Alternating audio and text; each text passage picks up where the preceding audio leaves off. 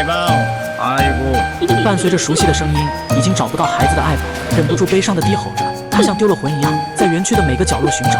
他来到门口，顺着门缝往里看，试图能捕捉到2个女儿的影子。可终究一无所获的爱宝，只能带着失落继续在园区寻找。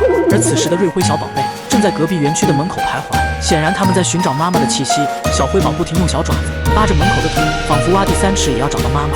小瑞宝在妹妹身后坐下，无助地仰起头左右瞅寻着。他似乎突然想到了什么，然后孤勇地起身，顺着平日里和妈妈一起走过的小路。当一无发现的他折返的时候，灰宝依旧在门口挖着土。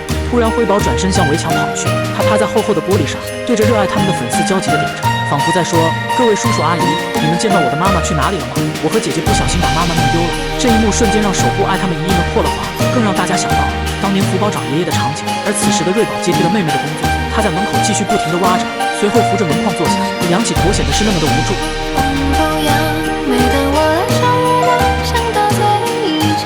而隔壁的爱宝此刻正坐在和孩子们一起留下无数快乐时光的饭桌上，扭头默默向着隔壁园区的方向凝视。也许爱宝在想，他和女儿之间为什么会被一堵墙隔开？世界上为什么会有那么多痛不欲生的分离？